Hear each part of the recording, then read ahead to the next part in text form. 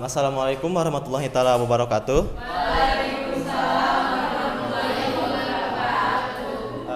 Kami dari kelompok 5 mengenai syarat, klasifikasi dan ciri agama Islam ingin mempresentasikan materi kami. Sebelumnya perkenalkan, nama saya Muhammad Alwan Rafi Asyifa bersama rekan saya. Nama saya Farel Satria Wicaksana. Sini tanpa berlama-lama lagi langsung ke materi aja ya. Di sini saya akan menjelaskan mengenai syarat agama Islam. Di sini jangan salah paham ya, antara syarat agama Islam itu bukan bermaksud syarat agama Islamnya, tapi seseorang yang ingin masuk ke dalam agama Islam. Nah, di syarat agama Islam ini ada apa saja? Yang pertama itu ada rukun Islam.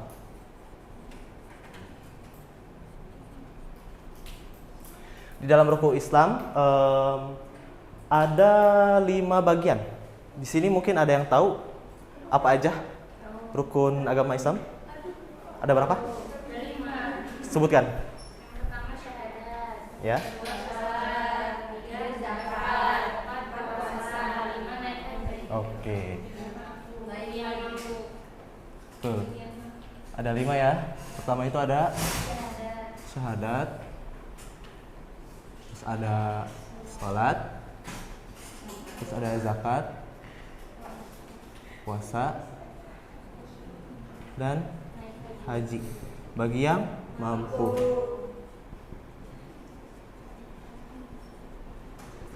Oke, kita bahas pertama itu adalah syahadat. Ada yang tahu nggak di sini bunyi syahadat itu seperti apa? Tahu? Coba. Ilaha illallah wa asyhadu anna Muhammadar Rasulullah. Nah, syahadat ini jikalau seseorang ingin masuk ke dalam agama Islam, itu pasti mengucapkan 2 kalimat syahadat ini. Betul nggak? Betul. Nah, terus untuk seseorang yang udah emang lahir dari lahirnya itu udah beragama Islam, itu kapan mengucapkannya? Nah, enggak, belum. Jadi sebetulnya tuh syahadat ini berhubungan erat dengan sholat. Nah, pasti bertanya-tanya kan, kok bisa? Nah, di dalam sholat di tahiyat awal,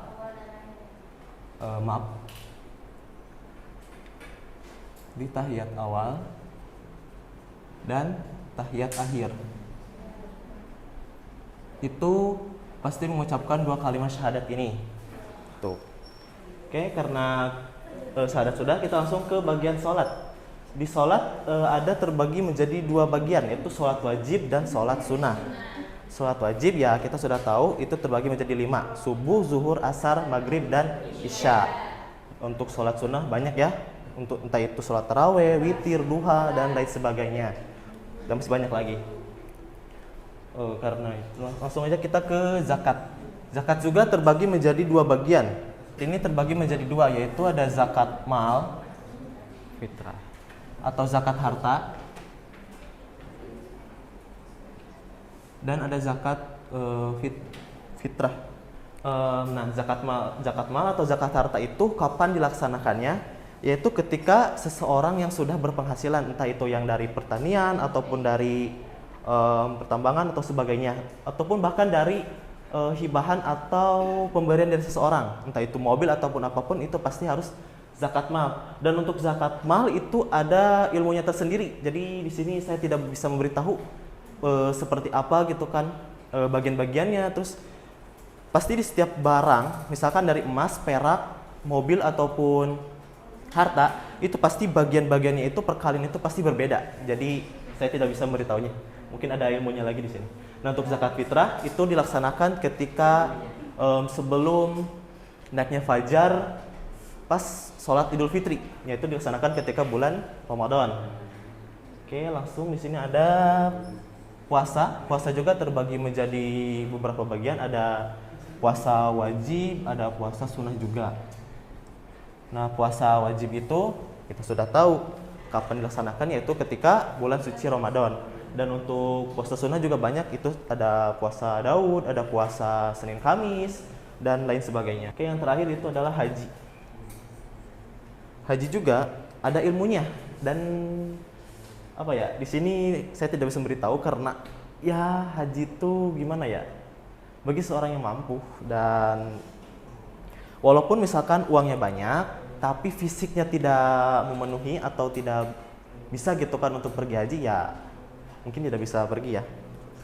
Oke, karena rukun Islam sudah, lalu di sini ada rukun iman. Ada yang tahu nggak rukun iman ada berapa? Oke. Yang pertama itu apa? Iman kepada Allah. Terus? Iman kepada malaikat.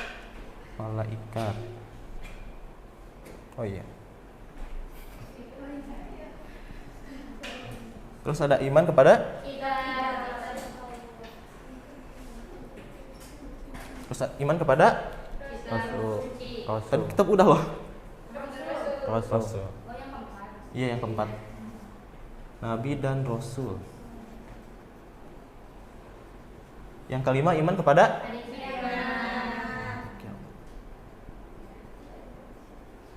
Dan yang terakhir iman kepada? Nah, untuk yang beragama Islam juga itu tidak hanya harus mengimani rukun Islam saja, tapi rukun imannya juga harus ada. Makanya dikatakan seseorang itu beragama Islam itu harus memenuhi kedua rukun ini, yaitu rukun Islam dan juga rukun iman. Percuma walaupun dari kecilnya sudah beragama Islam tapi tidak menunaikan salah satu dari rukun Islam maupun rukun iman ini, ya sama-sama aja kafir gitu. Kayak, iya benar ya Mas. Oke, di sini iman kepada Allah. Ya ini wajib ya. Iman kepada Allah itu semuanya wajib sih, kepada malaikat maupun kepada kitab suci, nabi dan lain sebagainya. Nah, ada orang yang seperti ini. Saya beriman kepada Allah, tapi saya tidak percaya kepada malaikat, kitab suci, nabi, hari kiamat dan juga qada dan qadar. Ada yang beranggapan seperti itu. Kenapa demikian? Karena mungkin ilmunya kurang dalam kali ya. Makanya ada yang bilang seperti itu. Iman kepada Allah wajib, tapi kepada yang lain dia tidak mengimani. Berapa nama nama baik disebut? Oke, di sini ada yang kedua adalah malaikat. Iman kepada malaikat itu harus, karena kenapa? Karena bersangkut pautan antara di kitab suci, nabi dan juga rasul. Dari Allah itu melalui ke malaikat, perantara malaikat yang menyampaikan beberapa kalam Allah, yaitu yang disebut dengan kitab suci. Disampaikannya kepada siapa? Kepada nabi dan juga rasul dan juga khalilullah, atau orang-orang yang emang udah dipercaya sama Allah bahwa orang itu bisa gitu untuk menyampaikan kepada umatnya. Malaikat itu ada banyak, saya lupa ada berapa gitu ya. Malaikat itu ada banyak, sekitar 100.000 atau berapa gitu ya. Banyak gitu. Cuman ada 10 yang harus diimani atau diyakini. Ya wajib dikatakan. Ya diiman juga sama. Yang pertama itu apa? Jibril. Terus? Israfil. Terus? Israel. Munkar. Nakir. Raqib. Atid. Malik. Ridwan. Oke. Di sini ada yang tahu nggak dari setiap malaikat ini tugasnya itu apa aja? Tahu. Jibril tugasnya apa? Kepada? Oke, kepada nabi dan rasul dari Allah. Mikail? Oke. Israfil? Israel? Munkar Nakir? Apa? Hah?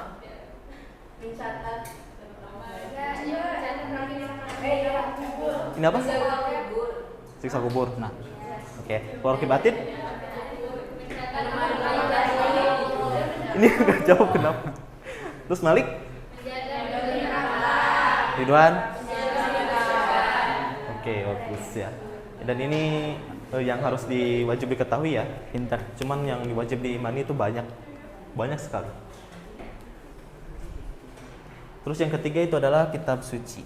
Kitab suci ini ada 4. Apa aja? Taurat, Zabur,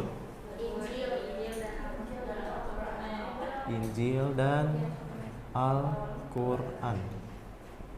Nah, dari ketiga kitab ini itu sudah disempurnakan di dalam kitab suci Al-Quran. Dan Al-Quran itu diturunkan kepada Nabi Muhammad SAW. Oke, yang keempat itu adalah Nabi dan Rasul. Nabi dan Rasul juga ada banyak. Sekitar kalau untuk Nabi itu yang saya tahu ada sekitar 100.000 berapa gitu untuk Nabi ya. Dan untuk Rasul sekitar 313 Rasul atau 314 Rasul. Itu dalam hadis ulama Rasul ada sekitar segitu. Dan yang kelima itu adalah hari kiamat. Hari kiamat ini ya kita semua tidak bakal tahu hari kiamat kapan akan terjadinya. Cuma sekarang ya lagi gembar-gembornya Palestina dengan Israel ya. So, Amerika juga ikut-ikutan kan ya. Ya, kita nggak tahu kapan hari kiamat akan terjadi. Ini hanya Allah yang tahu. Dan cuman tanda-tandanya itu sudah banyak ya. Entah itu tanda-tanda yang kecil maupun tanda-tanda yang besar. Dan yang terakhir adalah kodo dan kodar. Kodo dan kodar itu, kodo adalah perbuatan manusia yang ia lakukan atau yang terjadi padanya. Sedangkan kodar, kualitas sesuatu yang diciptakan manusia seperti kemampuan benda yang ada dengan api, kemampuan memotong benda, ataupun dengan pisau. Nah, dari semua ke-6 rukun iman ini, itu semuanya itu dalil akli dan juga ada dalil naklinya, yaitu dari kodo dan kodar. Rukun iman sudah dijelaskan di dalam surat An-Nisa ayat 136 yang artinya, wahai orang-orang yang beriman, tetaplah beriman kepada Allah dan Rasul-Nya dan kepada kitab yang Allah turunkan kepada Rasul-Nya serta kitab yang Allah turunkan sebelumnya, yaitu kitab Taurat, Zabur, dan juga Injil. Barang siapa yang kafir kepada Allah Subhanahu wa taala, malaikatnya, kitab-kitabnya, Rasul-Nya, dan hari kemudian atau hari kiamat, maka sesungguhnya orang itu sesat sejauh-jauhnya. Oke, karena rukun Islam sudah, rukun iman juga sudah, mungkin akan dilanjutkan oleh teman saya mengenai klasifikasi agama Islam. Terima kasih. Ini. Terserah mau ini juga silakan mau bahas. Oke, selanjutnya ada klasifikasi atau aliran di dalam agama Islam. Islam memiliki banyak aliran atau sekte yang berbeda dan perbedaan utama antara mereka dapat berkisar dari perbedaan dalam praktik keagamaan hingga perbedaan dalam keyakinan teologis.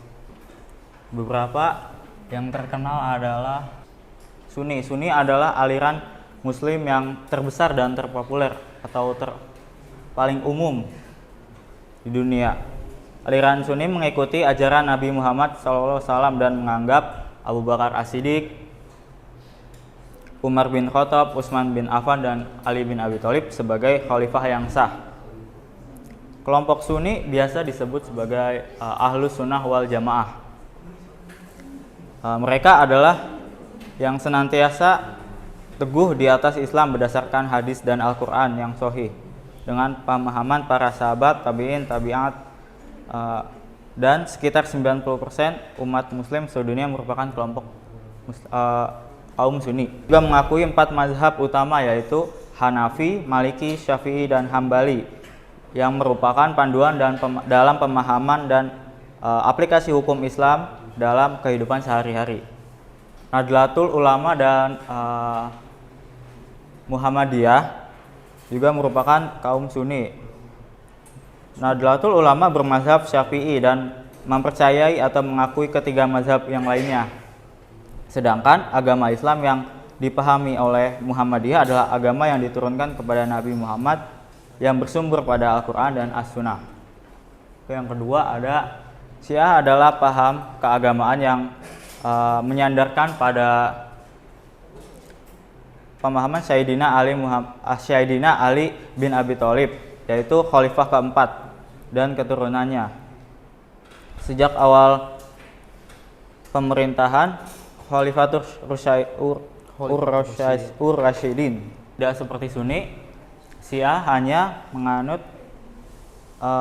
mengikuti ajaran Nabi Muhammad dan menganggap Ali sebagai khalifah yang sah dan tidak menganggap Abu Bakar, Umar, dan Utsman sebagai khalifah. Salah satu ciri kaum Syiah itu ketika sholat sujud mereka menggunakan batu yang disebut Turbah al-Husainiyah. Khawarij adalah aliran Islam yang muncul pada sejarah Islam. Mereka dikenal karena pandangan mereka yang sangat ketat tentang dosa dan kejahatan, dan mereka seringkali memandang orang-orang yang tidak sepaham dengan mereka sebagai kafir. Bisa disebut sebagai fanatisme ya. Sufi adalah aliran Islam yang menekankan pengalaman mistis dan spiritual. Mereka menganggap bahwa hubungan pribadi dengan Tuhan adalah kunci untuk mencapai pemahaman yang lebih tentang agama. Sufi juga adalah penyebutan untuk orang-orang yang mendalami sufisme atau ilmu tasawuf. Sufi adalah orang yang membangun diri untuk menjauhi hal duniawi. Sufisme membantu seseorang untuk tetap berada di jalan Allah. Dengan menerapkan sufisme atau tasawuf, seorang tidak berlebihan dalam hal duniawi dan tetap fokus pada iman dan takwa. Sufisme muncul sebelum Nabi Muhammad SAW menjadi Rasul. Sebagian pendapat mengatakan bahwa paham sufisme merupakan paham yang sudah berkembang sebelum Nabi Muhammad menjadi Rasul. Apa itu salafi? Salafi adalah sebuah gerakan manhaj atau pendekatan dari akar kata salaf yang berarti pendahulu atau masa awal Islam. Kelompok ini meyakini bahwa masa Nabi Muhammad dan para sahabatnya sebagai masa kemurnian dan keautentikan ajaran Islam. Yang selanjutnya ada perbedaan alirannya. Perbedaan utama antara aliran atau sekte Islam dapat berkisar dari perbedaan praktik keagamaan hingga perbedaan keyakinan teologis. Beberapa di antaranya adalah pengetahuan tentang khalifah. Tadi dan Syiah itu bertolak belakang ya. Pengetahuan tentang khalifah. Sunni menganggap keempat khalifah itu adalah khalifah yang sah, sedangkan Syiah hanya menganggap satu, yaitu Ali sebagai khalifah yang sah. Yang kedua, pandangan tentang dosa dan kejahatan. Kaum Khawarij terkenal karena pandangan mereka yang tegas terhadap dosa dan kejahatan, dan mereka sering menganggap orang-orang yang tidak sependapat dengan mereka sebagai orang-orang kafir. Yang ketiga, pengalaman mistis dan spiritual. Para sufi atau orang yang membangun diri untuk menjauhi hal duniawi menekankan pengalaman mistik dan spiritual sebagai kunci untuk mencapai pemahaman agama yang lebih mendalam. Yang keempat, penekanan pada ajaran Islam yang asli. Kaum Salafi menekankan untuk kembali pada ajaran Islam asli yang diajarkan Nabi Muhammad SAW dan para sahabatnya, serta menolak banyak praktik keagamaan yang dianggap sesat atau bid'ah atau berinovasi. Oke, lanjut. Ada ciri khas agama Islam. Yang pertama adalah ajaran Islam itu logis dan sesuai dengan realitas. Jadi tidak ada ajaran Islam yang berlawanan dengan akal, dan Islam tidak memperbolehkan umat Islam menutup mata dari realitas, karena mereka yang paham realitas mampu menjawab tantangan zaman. Yang kedua ada dinul Islam memberikan corak yang sangat khas dan bersifat tauhidik, anti dikotomi. Jadi dinul Islam menyatu di dalamnya keyakinan atau akidah dioperasionalkan dengan alam pikiran atau akal, menginternal ke dalam kepribadian, terjawantahkan dengan perilaku atau akhlak, dan tersusun menjadi sistem kehidupan bagi pemeluknya, serta membentuk suatu pandangan hidup bagi pemeluknya. Yang ketiga, Islam bersifat universal dan tidak terbatas oleh ruang dan waktu.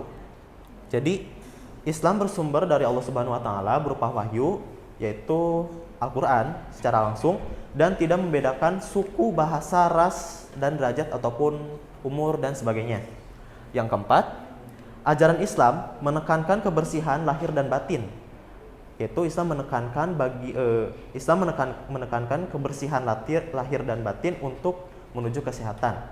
Yang kelima, peradaban Islam memiliki 5 ciri utama, yaitu hubungan antara manusia dengan Sang Pencipta, yaitu Allah Subhanahu wa taala, hubungan antara manusia dengan jagat raya, hubungan antara manusia dengan sesama manusia, hubungan antara manusia dengan dirinya sendiri, dan hubungan antara manusia dengan masa depan. Mungkin itu saja dari kami, dan di sini saya membuka pertanyaanmu dari kalian. Jadi di sini bukan bertanya saja ya. Mungkin dari kalian ada opini ataupun pandangan menurut kalian pribadi dan boleh disalurkan. Any question? Oke, ada. Assalamualaikum warahmatullahi wabarakatuh. Waalaikumsalam. Perkenalkan, nama saya Aulia Syahda. Di sini saya izin bertanya 2 pertanyaan. Yang pertama, definisi atau batas minimum seseorang, terutama seorang muslim, bisa dikatakan beriman tuh apa sih? Ada batas minimumnya nggak sih? Terima kasih. Islam yang nomor ke-3, zakat. Nah, kan bagaimana menurut kalian pandangannya terhadap orang-orang yang mereka tidak mampu untuk membayar zakat? Maka dari itu mereka meminjam beras atau uang untuk membayar zakat. Itu hukumnya apa boleh seperti itu atau gimana? Apakah boleh ketika kita tidak mampu membayar zakat, terus kita minjem ke orang gitu? Boleh atau tidak? Maksudnya zakat mal atau zakat? Zakat fitrah. Terima kasih. Assalamualaikum warahmatullahi wabarakatuh. Perkenalkan, nama saya Karlina. Izin bertanya, kan tadi yang telah disebutkan yang di awal materi, kan kalau mau masuk Islam itu harus mengucapkan kalimat syahadat ya. Tapi gimana orang Islam udah Islam gitu, maksudnya dari lahir udah Islam, tapi belum mengucapkan kalimat syahadat. Katanya kan kalimat syahadat itu adanya di sholat. Nah itu yang iya seumur hidup gitu. Nah jadi kalau misalnya belum pernah sholat atau gimana, tapi dia maksudnya statusnya Islam gitu, iya, itu dikategorikan seorang Islam atau bukan?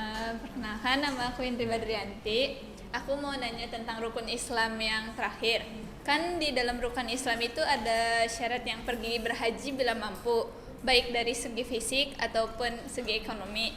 Nah, gimana sih pendapat kalian tentang agen-agen travel yang sekarang tuh bisa pergi haji dengan bayar setengahnya dulu, sisanya setelah selesai pergi haji. Nah, gimana sih pendapat kalian tentang itu? Iya. Padahal kan syaratnya kan pergi hajinya bila mampu gitu. Segitu aja. Terima kasih. Oke, assalamualaikum warahmatullahi wabarakatuh. Waalaikumsalam warahmatullahi wabarakatuh. Izin bertanya soal haji tadi ya. Apa sih tujuan utama dari menunaikan ibadah haji, dan bagaimana haji dapat mempengaruhi transformasi spiritual seorang muslim? Walaupun baru sebagian gitu ya. Yang saya tahu waktu itu pernah kejadian orang tua saya mendaftar haji.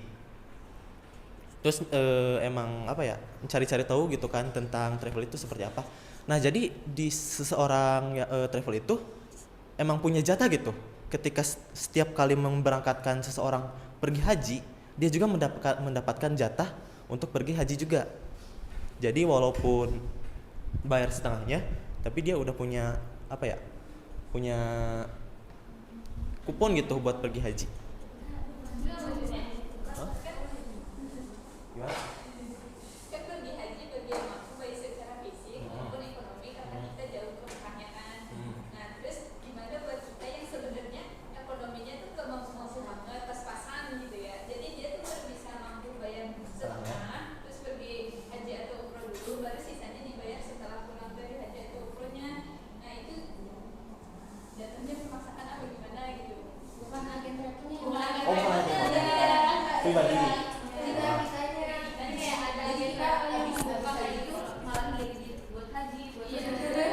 Oh jadi pergi haji dulu gitu, walaupun setengahnya baru dikredit. Hukumnya atau apanya gitu yang dipertanyakan?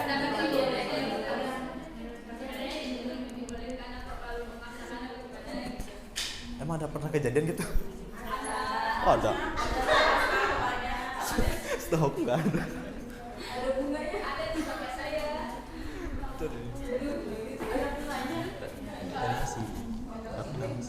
Nasi Karlina apa? Ya, ini keturunan Islam. Oh iya betul.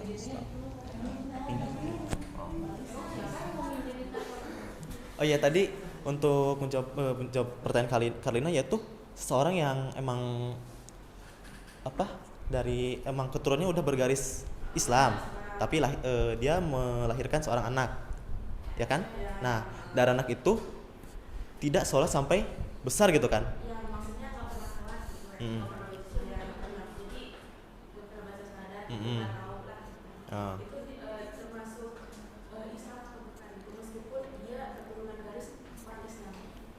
Untuk waktu itu saya kan sekolah saya kan MTS ya. Jadi menurut mualim itu walaupun dari kecilnya sudah diazanin, walaupun memang dari keturunan garisnya juga agama Islam dan sudah diazanin, ya tapi dia sampai besar tidak sholat ya kafir, tetap kafir. Itu tidak beragama Islam karena ya dia tidak sholat karena emang dasar bagi seseorang itu beragama Islam yaitu syahadat sama sholat, itu tiang agama gitu, fondasinya seseorang beragama Islam. Jelas? Ya bisa dibilang Islam KTP sih. Jelas? Zakat fitrah. Ya, tadi pertanyaan dari Nenden ya, zakat fitrah tapi minjem ke orang lain ya, ngutang. Saya juga sama dari guru ngaji ya. Saya juga pernah bertanya seperti itu. Bagaimana hukumnya seseorang yang meminjam uang ke orang lain dengan untuk membayar zakat fitrah? Itu hukumnya apa? Hukumnya ya gini ya. Itu barang milik siapa? Maksudnya tuh kita minjam ke orang lain kan? Itu barang orang lain dong. Buat kita keperluan berzakat fitrah ya otomatis awalnya itu dari orang lain barangnya. Yang membersihkan hati, zakat itu kan membersihkan hati dan juga diri. Nah dari konteks awal juga ini barang orang lain yang dipinjam sama kita dibayar untuk zakat fitrah. Ya otomatis si yang minjemnya ini belum menunaikan zakat fitrah karena apa? Zakat fitrah itu harus dikeluarkan dari diri sendiri, penghasilan dari diri sendiri, bukan dari orang lain kita minjem.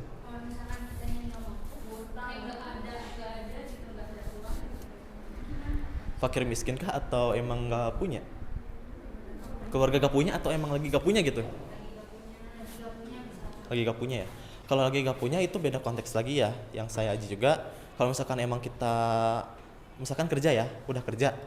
Terus belum pas hari untuk membayar zakat fitrahnya itu belum ada gitu uangnya.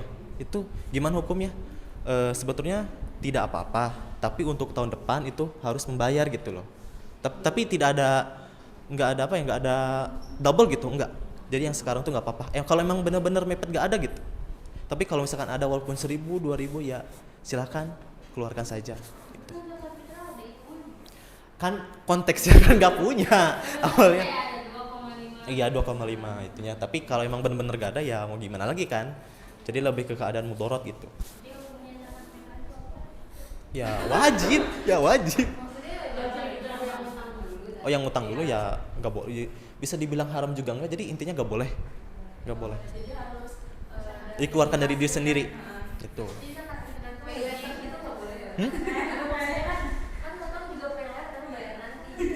Nggak itu nggak bisa tuh. Ya gak apa-apa stop. Tapi kalau kan Tadi tuh tadi kan yang ada lagi. kalau misalnya perang dulu gimana gitu kan ya. Misalnya emang posisinya tuh lagi gak ada uang gitu.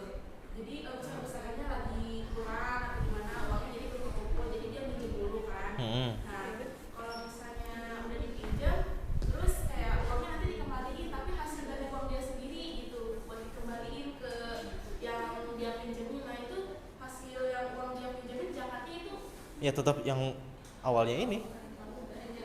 Jadi ada yang benar-benar harus dikeluarkan dari diri sendiri gitu. meskipun misalnya si orang Mengganti. orang itu mengganti Iya. beneran dari hasil usaha dia sendiri cuman emang kepepet tadi nggak ada uang. Ya nggak bisa, harus tetap dari diri sendiri. Itu yang saya aji ya, yang mungkin. Ada dari Dalilnya dari kitab apa ya? Safinah kalau nggak salah, Safinah. Tapi saya lupa apa gitu ini ya tuh. Dalam bahasa Arab itu. Berarti beras dari misalnya dapat dari Shopee nih hadiah, Ah. itu nggak boleh nggak? Beras dari Shopee. Itu boleh. Itu boleh. Itu berasnya dari mana dia itu nggak apa-apa.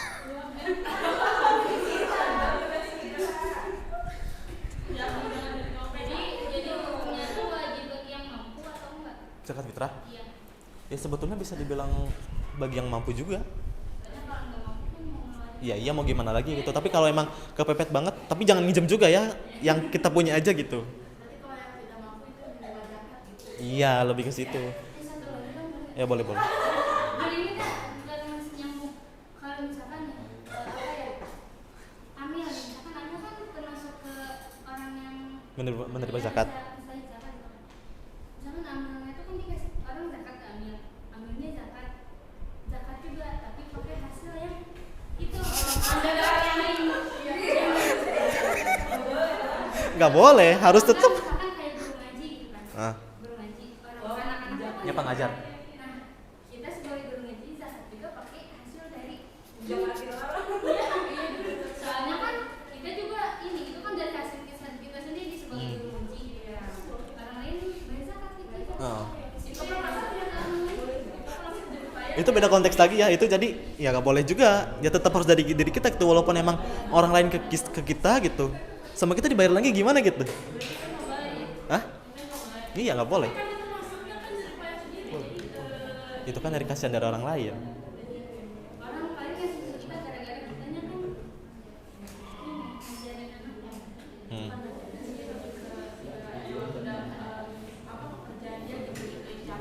Hmm. Ya tetap harus dari kita ya nggak boleh. Itu yang sependapat dengan saya ya. Sama-sama. Izin menjawab pertanyaan Syada ya. Ada batas maksimum nggak ya? Oh minimum untuk seseorang beragama Islam. Ya itu tadi syahadat dan juga. Dia orang Islam tapi imannya itu ada batas minimumnya nggak sih? Oh batas minimum ya. Untuk batas minimum sih lebih ke tepatnya harus mengimani semuanya. Entah itu Allah, malaikat, kitab suci, nabi dan rasul, terus hari kiamat, qada dan qadar. Jadi nggak ada batas minimum sih. Jadi harus emang beriman gitu. Itu nggak jawabannya. Dan terus sebelum Nabi Muhammad kan nabi-nabi sebelumnya itu beragama Islam atau enggak? Nah, sebetulnya itu beragama Islam, semuanya beragama Islam, cuman emang cara mereka itu berbeda-beda kan. Ketika Nabi Muhammad Isra Miraj kan dulunya tuh kan sholat tuh kan 50 waktu, cuman kan berkurang jadi 5 waktu sekarang. Jadi ya sebetulnya Nabi dan Rasul sebelumnya pun itu beragama Islam, tapi ajaran mereka berbeda sedikit gitu dari yang sekarang. Nabi Muhammad itu diciptakan sebelum Nabi Adam. Jadi di Lauhul Mahfuz itu Nabi Muhammad sudah tercatat namanya gitu. Sebelum Nabi Adam diciptakan. Islam karena sebelum Nabi Adam itu ya Nabi Muhammad diciptakan sudah tertulis gitu. Dan Nabi Adam pun sudah tahu bahwa Nabi Muhammad itu bakalan turun gitu, bakalan lahir. Jadi ya emang mereka sudah dari awalnya pun beragama Islam. Menjawab nggak? Agak kurang ini. Oh iya. Makasih.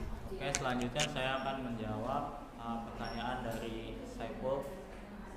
Tujuan utama haji dan bagaimana haji bisa mempengaruhi perubahan sikap seseorang.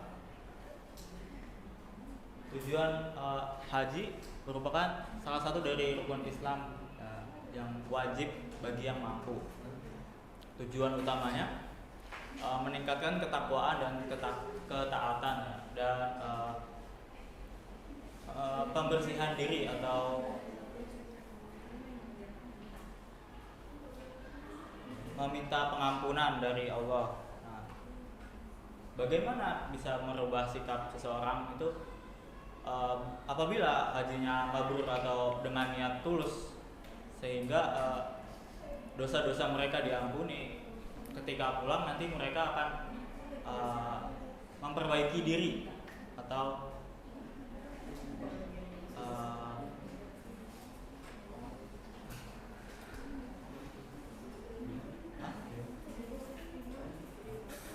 ketika pulang tuh mereka akan memperbaiki diri, introspeksi diri dan